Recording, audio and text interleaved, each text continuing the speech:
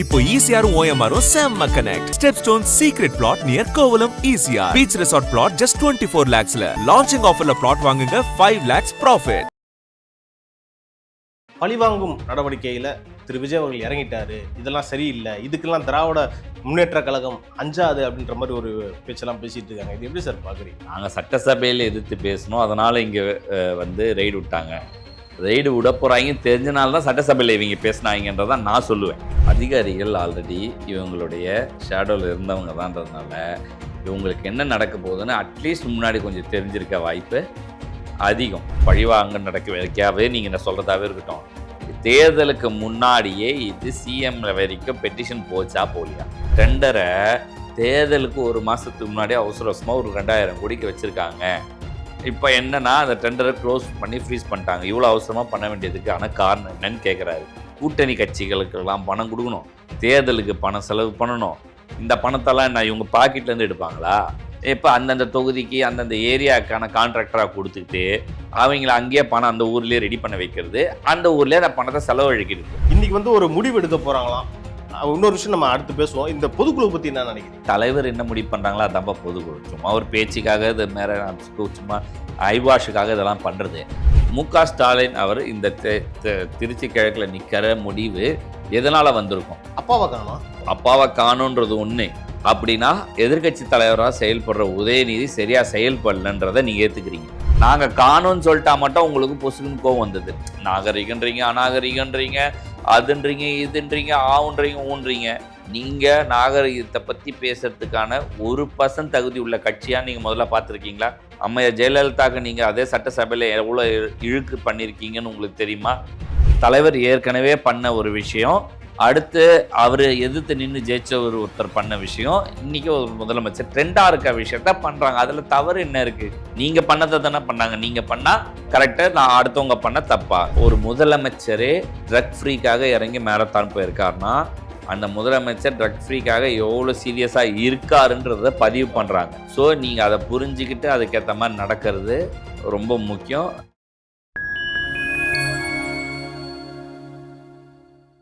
நேயர்களுக்கு வணக்கம். இன்றைய சீக்கே டாக் நிகழ்ச்சியில் பல்வேறு அரசியல் மற்றும் சமூக நிகழ்வு குறித்து உங்கள் சீக்கேவோடு பேசவிருக்கிறோம். வாருங்கள் நிகழ்ச்சிக்குள் சொல்லலாம். சார் வணக்கம். வணக்கம் தேவா. சார், இந்த தாவேகா ஆட்சி அமைஞ்சு ஏறக்குறைய 40 நாள் ஆயிடுச்சு. முன்னாள் அமைச்சர்கள் மேலே ரெய்டெல்லாம் நடந்துட்டு இருக்குல்ல சார்? சமீபத்தில் ஏவா வேலு மேலே பழிவாங்கும் நடவடிக்கையில் திரு விஜய் அவர்கள் இறங்கிட்டாரு, இதெல்லாம் சரியில்லை, இதுக்கெல்லாம் திராவிட முன்னேற்ற கழகம் அஞ்சாது அப்படின்ற மாதிரி ஒரு பேச்செல்லாம் பேசிட்டு இருக்காங்க. இது எப்படி சார் பார்க்குறீங்க? அது சிவசங்கர் கூட சொல்லுவார்னு நினைக்கிறேன், கூட விரைவில். சிரிப்பு மாட்டாதுப்பா, சீரியஸாக பேச வரேன். ஓகே சார், இவங்களுக்கு என்னென்னா திமுக காரங்க அதிகாரிகள் ஆல்ரெடி இவங்களுடைய ஷேடோவில் இருந்தவங்க தான்றதுனால இவங்களுக்கு என்ன நடக்க போகுதுன்னு அட்லீஸ்ட் முன்னாடி கொஞ்சம் தெரிஞ்சிருக்க வாய்ப்பு அதிகம். ஸோ இவங்க சொல்கிறாங்கள, நாங்கள் சட்டசபையில் எதிர்த்து பேசணும், அதனால் இங்கே ரெய்டு விட்டாங்க. ரெய்டு விட போகிறாங்க தெரிஞ்சனால தான் சட்டசபையில் இவங்க பேசினாங்கன்றதான் நான் சொல்லுவேன். புரியுதா? ஏன்னா இவங்களுக்கு இன்ஃபர்மேஷன் முன்னாடியே வந்திருக்கோம். வந்தோடனே இவங்க என்ன பண்ணியிருப்பாங்க, நாங்கள் இங்கே ஸ்ட்ராங்காக எதிர்த்து பேசுகிறோம் அப்படின்னு சொல்லி பேசிட்டு அதை இங்கே பாலிடிக்ஸ் ஆக்குறது. இதையா காலங்காலமாக நீங்கள் பண்ணிகிட்ருக்கீங்க அப்படின்னா எதிர்கட்சி தலைவராக இருந்தால் கருப்பு கொடி காட்டுவோம், முதலமைச்சராக இருந்தால் கருப்புக்குள்ளே கொடை கூட வச்சுக்க மாட்டோம். ஸோ நம்ம பாலிடிக்ஸ் அப்படி தான். ஏன்னா மக்களுக்கு புரியாது, தெரியாது, மறந்துருப்பாங்க, அது பழைய செய்தி அப்படின்னு போயிருப்பாங்க. அப்படின்னு இவங்களும் என்ன பண்ணுறாங்க, கரெக்டாக சட்டசபையில் பேசுகிறத வச்சுக்கிறது, ரைடு போகும்போது கரெக்டாக அதை இதுக்காக எங்களுக்கு பழிவாங்கம் நடக்க. நான் பழிவாங்கம் நடக்க வைக்காவே நீங்கள் என்ன சொல்கிறதாவே இருக்கட்டும், தேர்தலுக்கு முன்னாடியே இது சிஎம்ல வரைக்கும் பெட்டிஷன் போச்சா போலியா? நீ நடந்த பிரச்சனை இருக்கு. அப்போ இவங்க ஏன் உங்களை பழி வாங்கணும்? அது இவர் சட்டசபையில் தூங்கி நின்றவர் எழுந்து பேசிட்டாரு, அதனால இவங்க பழி வாங்குறாங்க. தேவையில்லாத அரசியல் பண்ணி இப்போ என்ன பிரச்சனைனா, முன்னாள் அமைச்சர்களுக்கோ திமுக எல்லாருக்குமே சொல்கிறது என்னென்னா, இப்போ நீங்கள் எவ்வளோக்கு கவுண்டர் கொடுக்குறீங்களோ அந்த அளவுக்கு கவுண்டர் இங்கேயும் நிறையா வரும்ன்றதை புரிஞ்சுக்கோங்க. ஏன்னா இது அதிகமாக முன்னாடி பண்ணதே அவங்க தான். ஸோ இதை நீங்கள் அவசரப்பட்டு தேவையில்லாமல் வாய் விட்டு அசிங்கப்பட்டுக்காதீங்க, ஓகேவா?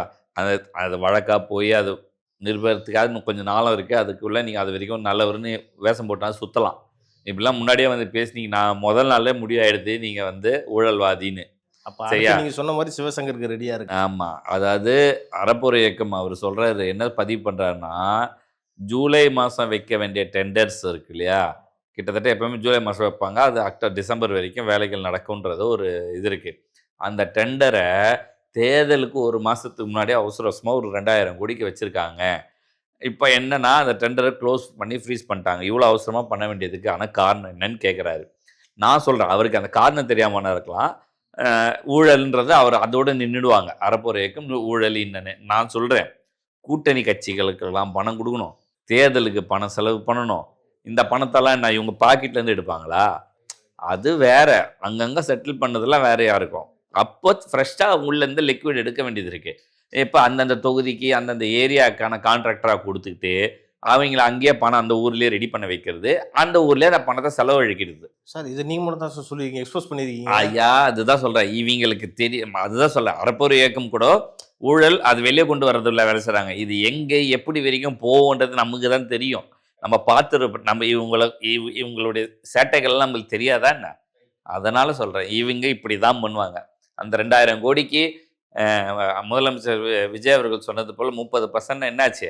600 கோடி.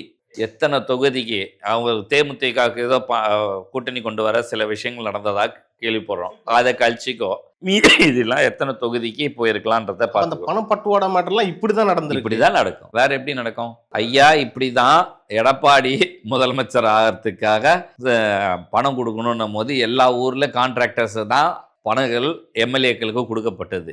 இது ஒரு லாபி. இந்த லாபியை உடைக்கணுன்றது ரொம்ப முக்கியம். அது அமைச்சர் ஆதவர்ஜனா வந்த உடனே இந்த மாதிரியான விஷயங்கள் உடைச்சாங்க. பட் இந்த இவங்கெல்லாம் லாபியா ஏற்கனவே செயல்பட்டதுனால புது புது கான்ட்ராக்டர்ஸையும் உள்ள கொண்டு வரணுன்ற வேண்டுகோளோட நம்ம அடுத்த டைட்டிலுக்கு போகலாம், டாபிக் போகலாம். Okay sir. அடுத்தபடியா நம்ம இன்னொரு சூப்பர்மேன் திமுக ராசா அவர்கள் ஒரு திருமண மேடையில பேசினாரு பாத்தீங்களா? தொடர்ந்து ஏன் அந்த மாதிரி கொந்தளிச்சுக்கிட்டு இருக்காரு அவரு? அவருடைய இருப்பை அவர் காட்டணும். அவரு எதிர்கட்சி ஏற்கனவே இதை நம்ம பேசணும். இருந்தாலும் நான் சொல்றது என்னன்னா, அவர் சார்பா அவர் பின்னாடி இவருக்கு குழி தோன்ற கதெல்லாம் தனி, அதை விட்டுட்டு அதை பேசி முடிச்சிட்டோம். நான் இன்னொன்னு கேட்கிறேன், அண்ணன் ஆர் ராஜாக்கு இப்பதான் தனியா நிக்கணும்ன்ற ஆசையே திமுக கொடுக்கணும்னு வந்திருக்குது. எத்தனை வருஷமா நீங்க கட்சி நடத்துறீங்க? 77 வருஷம். 77 வருஷத்துல அண்ணன் தலைவரே நம்ம தனியா நிக்கலாம் அப்படின்ற தைரியத்தை உருவாக்குனதே இந்நாள் முதலமைச்சர் ஜோசப் விஜயால தான் வந்திருக்கு. புரியுதா? இன்னொன்னு சொல்றேன், அவருடைய பேச்சுல இருக்க முரண்பாடு சொல்லட்டா? கூட்டணி போச்சு, கட்சிகள் போச்சுன்னு சொல்லுங்க, ஏன் கூட்டணி போச்சுன்னு சொல்றீங்க அப்படின்னு அதே மேடையில பேசுறாரு. சொல்லிட்டு என்ன சொல்றாரு, 60 அமைப்புகள் எங்க தலைவரை ஆதரித்து இன்னும் இருக்கிறாங்க. சரியா சொல்லிட்டீங்களா? சொல்லிட்டு அடுத்து என்ன சொல்றீங்க, கூட்டணி இல்லாம நிப்போம். அப்ப அந்த 60 பேரை வெளியே போங்கடான்னு சொல்றீங்க. சொல்லுங்க. இல்ல தைரியம் தான் சொல்லிதான் இல்ல அதான் சொல்றாங்க அப்படின்னு வச்சுக்கோங்க. நீ டைரக்டா சொல்லு. இந்த பக்கம் அதே பேச்சுல இந்த பக்கம் என்ன சொல்றீங்க, ஆதரிச்சா எங்க கூட்டணி அப்படியே தான் இருக்குன்றீங்க. இந்த பக்கம் அடுத்த ஒரு 5 நிமிஷத்துல கேட்கறவன் கேனையன் முடிவு பண்ணிட்டு என்ன சொல்றீங்க, கூட்டணி இல்லாம தனியா நில்லுங்க தலைவரேன்றீங்க. இப்ப எதை நம்ம எடுத்துக்கணும்?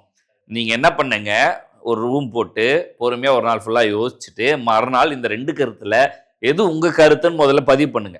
எங்களுக்கு அது ஒரு குழப்பமா இருக்கு. ஏன்னா அதை வச்சு நம்ம பேசணும். புரியுதா? இப்ப 2 கருத்து எந்த கருத்து பேசுறது நமக்கே புரியல. புரியுதா? அவர் தெளிவா இருக்காருன்னு தெரியும். ஆமா, அது ஒண்ணு. இப்ப தலைவரேன்ட்டீங்க, நாளைக்கு அக்கா கனிமொழி வந்தா என்ன சொல்லுவீங்க? எனக்கு ஒன்றும் புரியல. எந்த கருத்து அந்த உங்க ஸ்டாண்டு எல்லாமே டபுள் ஸ்டாண்டு தான். சரியா? முதல்ல முன்னாள் முதலமைச்சர் ஸ்டாலின் புரிஞ்சுக்கணும், முதல் தடவை 21ல சீட்டு குறைஞ்சதுக்கு காரணமும் இந்த ஆர் ராசா தான். எடப்பாடி அவங்க தாயார பேசணும்னு அந்த பக்கம் கொஞ்சம் டவுன் ஆக்குனது இந்த ராஜா தான். 2 நாள் சஸ்பெண்ட் பண்ணாங்க. இப்போ இந்த தேர்தல் நேரத்திலயும் அவர் நிறைய துடுக்கா வாய் விட்டு என்ன பண்ணாரு, அவருடைய ஆடியோவும் தான் பாதிச்சதுன்றதும் நான் பதிவு பண்ணிக்கிறேன். கேட்டா ஃபேக்ன்றாரு. ஆமா, அது ஸ்டாலின் முடிவு பண்ணிக்கிட்டோம் அவரை பத்தி. நம்ம எதுக்கு அவங்க கட்சி விவகாரம், நம்ம எப்படி அதெல்லாம் போய் பேச சந்தேகம் சார். இவரை தூண்டி விடுறதே ஸ்டாலினா இருக்கும் அப்படின்ற ஒரு கேள்வி எனக்கு வருது. சரி, எப்பவுமே இதை எல்லா தலைவர்களும் அந்த இடத்துல மேடையில பேசும்போது என்ன பேசணுன்றது கூட முன்னாடி பேசுறதுக்கு நிறைய வாய்ப்புகள் இருக்கு. சொல்லி கொடுப்பாங்க, சொல்லுவாங்க இந்த டாபிக்கை பேசுங்க, இவங்களை பத்தி பேசுங்க. இப்போ எக்ஸாம்பிள் திருமாவளவனை பத்தி பேசணும்னா மற்ற கட்சியாளர்களை விட்டுட்டு தலித் முன்னாள் அமைச்சர்ன்றதுனால ராசாவை வச்சு தான் அதிகமாக அட்டாக் பண்ணுவாங்க. இதெல்லாம் பேசி வச்சு நடக்கிற விஷயங்கள் தான் எப்பவுமே நடக்கும். ஓகேவா? சில இடத்துல தன்னுடைய இருப்பை காத்துக்கொள்ள சில பேர் தானா அதிகமாக புகழாரெல்லாம் பூசுவாங்க. அது வேற. ஆனால் ஒரு 60-70% மேடைகளில் இந்த மாதிரி கல்யாண இதில் வர மாதிரி இடத்துலலாம் ப்ரீ பிளான் ஸ்பீச்ன்றது எப்பவுமே இருக்கும். இதை பற்றி பேசுங்கன்றத எப்பவுமே வச்சு சொல்லிடுவாங்க. அது என்ன சார் வாயில ஒரு வார்த்தை ஒன்று சொன்னா பாருங்க, என்ன மாதிரியான வார்த்தை? முன்னாடி அமைச்சராக இருந்திருக்கலாம், அசிங்கமா இல்லையா அவருக்குலாம் அதெல்லாம் பேச? இல்லை இல்லை, அவர் என்ன சொல்கிறாருன்னா அவங்க கட்சியாலையுமே சேர்த்து சொல்கிறாரு. புரியுதா? நீ நீ அப்படி எடுத்துக்க வேண்டாம். அதுதான் அந்த இடத்துல பாருங்க, அவர் என்ன சொன்னார்? கலைஞர் சொன்னார், அண்ணா சொன்னார், ஸ்டாலினை மறந்துட்டாரு. அது நீங்கள் யாராவது கேட்டிங்களா? அப்போ அவரையும் அந்த இடத்துல சொல்கிறாரு. புரியுதா? நான் சொல்ல, நமக்கு நாகரிகமா பேச தெரியும், நம்ம அந்த மாதிரி அநாகரிகமா பேச மாட்டோம். நான் சொல்றது என்னன்னா, அவர் சொன்னதே 2 பேர் தான். என்னது? அப்போ ஸ்லீப்பர் செல் யாருன்னு பாத்துக்கோங்க திரு மு க ஸ்டாலின் அவர்களே, உங்களையும் சேர்த்துதான் சொல்றாங்க. ஏற்கனவே சொன்னோம், உண்மையிலே துரந்தர் அவர் தான். துரந்தர் அவர் தான். ஸோ அதனால அது நமக்கு கண்டுக்க தேவையில்ல. அவர் அவங்க சர்க்கிளை சொல்லிக்கிட்டாங்கன்னு சொல்லிட்டு விட்டு போயிடலாம். Okay okay sir. அடுத்தபடியா இன்னைக்கு சென்னையில மதிமுகவுடைய பொதுக்குழு கூட்டம் நடக்குது. ஏற்கனவே வைகோட ஸ்டாண்ட் என்னன்றதை நம்ம தெளிவா பேசியிருக்கோம். இன்னைக்கு ஒரு முடிவு எடுக்க போறாங்களாம். இன்னொரு விஷயம் நம்ம அடுத்து பேசுவோம். இந்த பொதுக்குழு பத்தி என்ன நினைக்கிறீங்க? இல்ல, அது பொதுக்குழு பேசிய முடிவு. இது எப்பவுமே தலைவர் என்ன முடிவு பண்றாங்களோ அதான் பொதுக்குழு. சும்மா ஒரு பேச்சுக்காக இது மேல சும்மா ஐவாஷுக்காக இதெல்லாம் பண்றது. அதனுடைய கிளிப்ஸ் என்ன இருக்கும்னா அவர் முன்னாடியே பேசிட்டார். ஓகேவா? ஓட்டு சதவீதமே இல்லாத ஒரு கட்சிக்கு 10 சீட்டு கொடுத்து ஒரு மேலவை எம்பி கொடுக்குறீங்க அப்படின்னு பதிவு பண்ணுறாரு. எனக்கு அதில் உடன்பாடு இல்லை. நான் ஒரு விஷயம், அது ஒரு பழைய பாசத்தில் பேசுகிறேன் அப்படிலாம் நீ எதுவும் யோசிக்காது. நான் சொல்கிறது என்னென்னா, நீங்கள் இத்தனை வருஷமாக என்ன ப்ரூவ் பண்ணிட்டீங்க? ஓகே, நீங்களும் அதே மாதிரி 96க்கு அப்புறம் அப்படியே கட்டெரும்பா தேஞ்சிட்டே தான் வரீங்க. அப்போது உங்களுக்கு அதை வேணும் அப்படின்ற பட்சத்தில் அவங்களுக்கு அது அவங்களுடைய பார்கெயின் கெப்பாசிட்டியாக தான் அது பார்க்கணும். அவங்களுடைய இதை தான் நீங்கள் பார்க்கணுமே தவிர உங்களுக்கு அந்த கெப்பாசிட்டி இல்லை. நீங்கள் அன்றைக்கி கூட்டணியை விட்டு வெளியே போயிருக்கலாம். அன்றைக்கே டிவிகேக்கு ஆதரவு கொடுத்துருக்கலாம். புரியுதா? அன்றைக்கி உங்களுக்கு ஒரு மரியாதை கிடச்சிருக்கோம். நீங்கள் 10 20 சீட் நீங்கள் நின்று இருப்பீங்க, ஜெயிச்சிருக்கலாம். 10-15 சீட் ஜெயிச்சிருப்பீங்க. நீங்கள் வந்திருந்தா ஒரு பேச்சாளர்னா நீங்கள் உங்களை மாதிரியான ஆட்கள் பேச்சுக்கு இறங்கி போகும்போது மக்கள்கிட்ட ஒரு நல்ல வரவேற்பு கிடைச்சிருக்கும். ஊழல் குற்றச்சாட்டு இல்லாத ஒரு கட்சின்னா அது மதிமுக அப்படின்றீங்க. ஆமா, எந்த இடத்துல அவங்க ஊழல் குற்றச்சாட்டு அவங்க மேல இருக்கு சொல்லு? புரியுதா?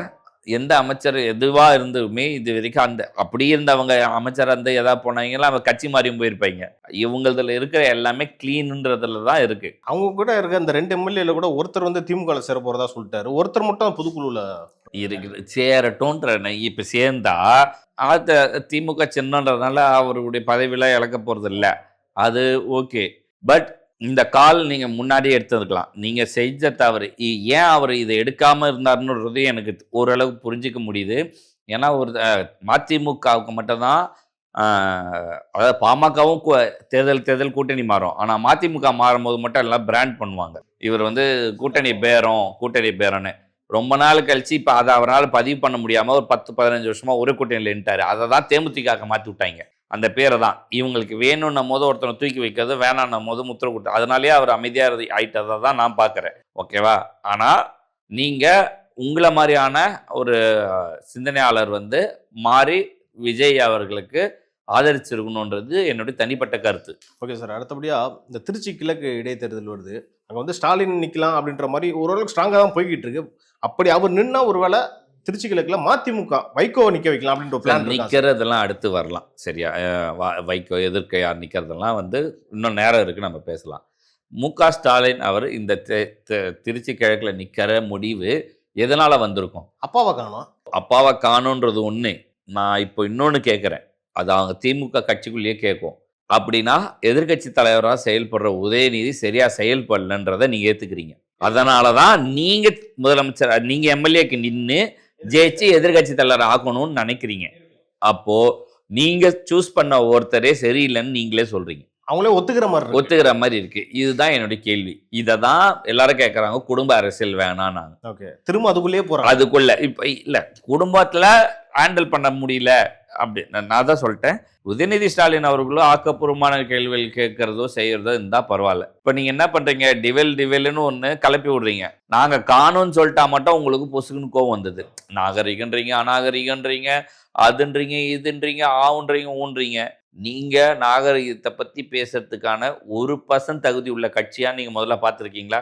அம்மையா ஜெயலலிதாவுக்கு நீங்க அதே சட்டசபையில எவ்வளவு இழுக்கு பண்ணிருக்கீங்கன்னு உங்களுக்கு தெரியுமா? ஓகேவா? அதே மாதிரி அதுக்கு அடுத்தடுத்த தேர்தல்கள் நேரத்தில் கிட்டத்தட்ட ஒரு நேரத்தில் இந்த அம்மா வந்து நான் சட்டசபைக்குள்ளே வரமாட்டேன்னு 2006 11 நினைக்கிறேன். அந்த நேரத்தில் 64 60 சில்லறைய சம்திங் அதிமுகவுடைய எம்எல்ஏக்களை டிஸ்மிஸ் பண்ணாங்க.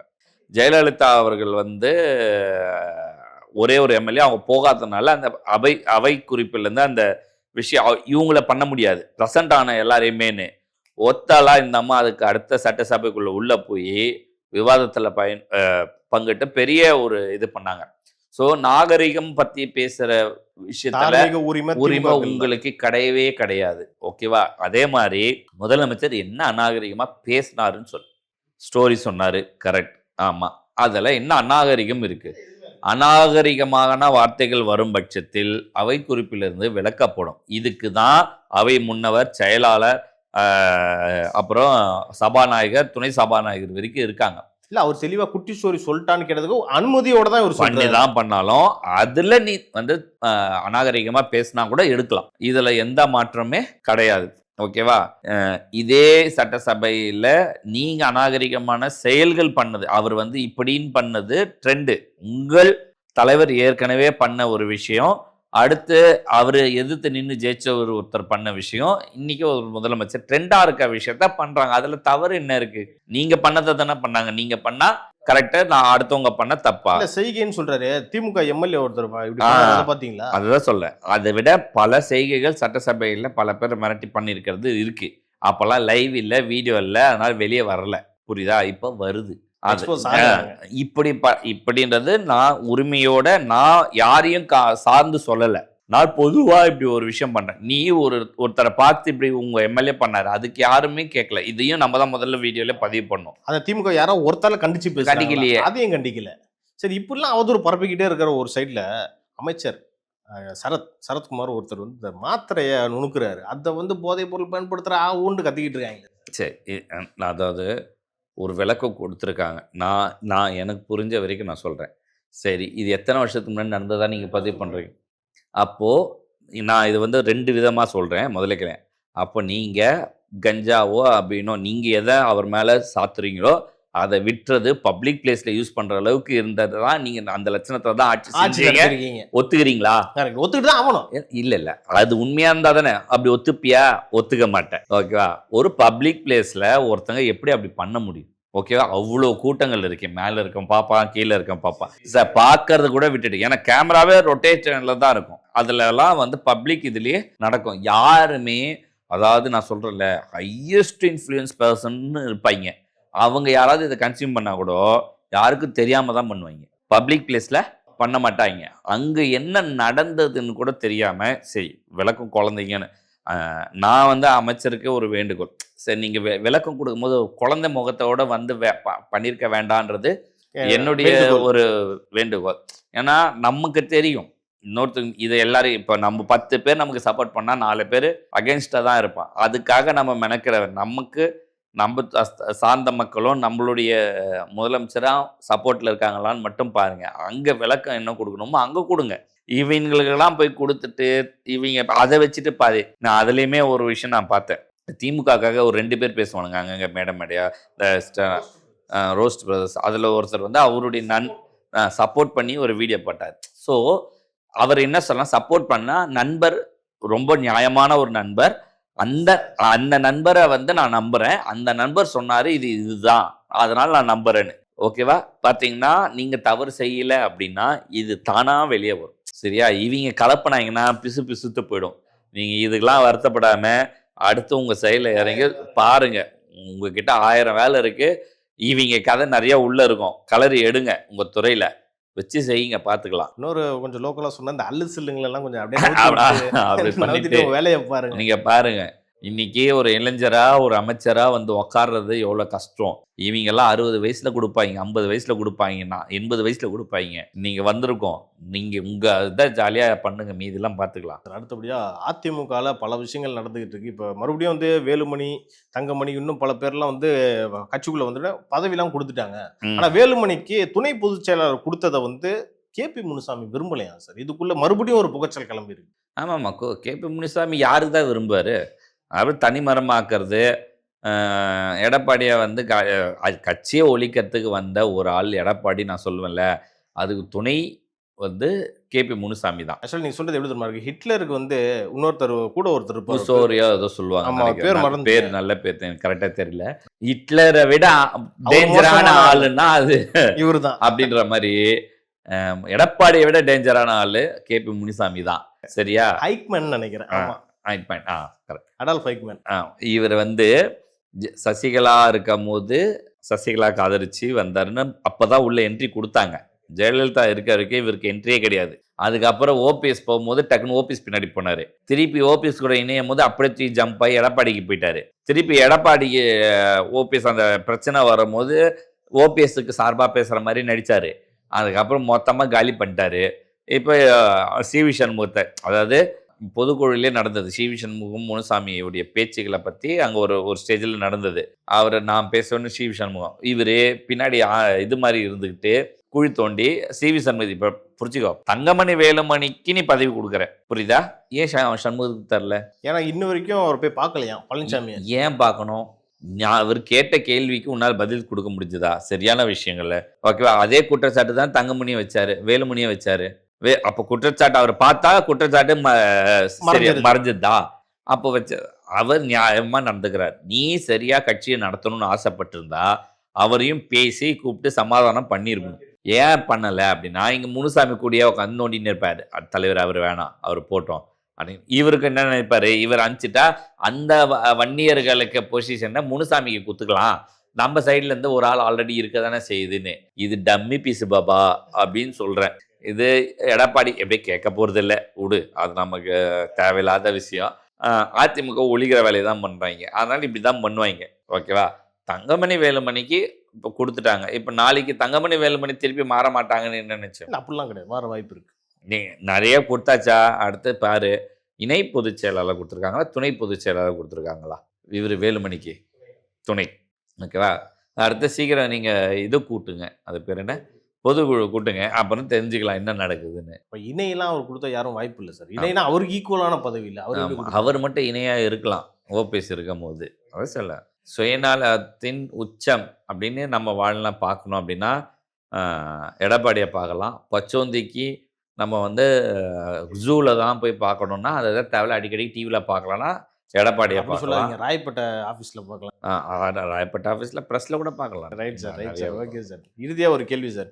ஒயிட் பேப்பர் எல்லாத்துக்குமே வந்துட்டு இருக்கு. இப்போ நிதித்துறைக்கு ஒரு ஒயிட் பேப்பர் வந்துச்சு. இப்போ சமீபத்தில் இபிக்கு ஒரு ஒயிட் பேப்பர் வந்துச்சு இல்லை? அது மாதிரி எல்லா துறையிலையும் ஒரு ஒயிட் பேப்பர் கொடுக்க போகிறதா தாவேக அரசு திட்டமிட்டு இருக்காங்க. ரொம்ப நல்ல விஷயம், வரவேற்கிறேன். நான் இந்த இபி வந்தது இல்லையா, இப்போ ஆண்டுக்கு 37,000 கோடி வந்து நஷ்டம். இப்போ இந்த ஒரு 5 ஆண்டுகள் நஷ்டமானது மொத்தம் 5 லட்சத்தி இதில் வருவாய் எவ்வளோ, அதில் ஒரு 37,000 கோடி ஸ்ட்ராட்டஜி.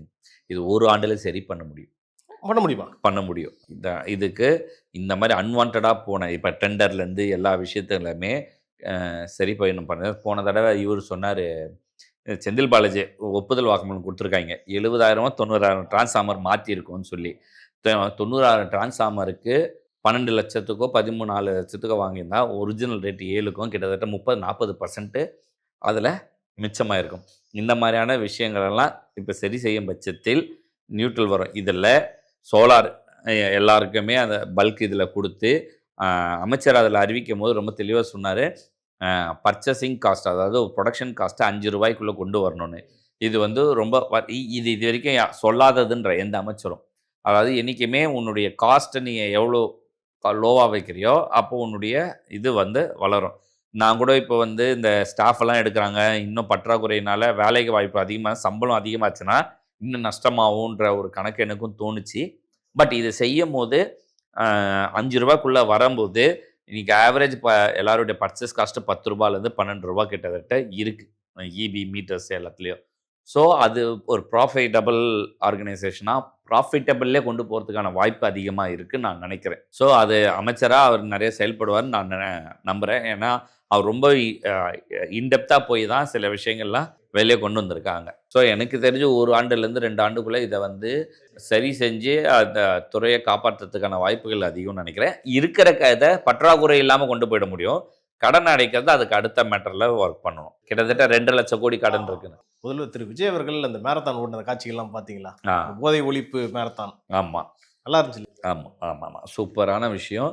நான் ஆக்சுவலாக எதிர்பார்த்தேன் மாரத்தான்னு அறிவித்த உடனே இவர் வருவாருன்னு நான் நினச்சேன். ரொம்ப சீக்ரெட்டாக வச்சு தான் பண்ண மாதிரி இருந்தது. டக்குன்னு வந்தார்.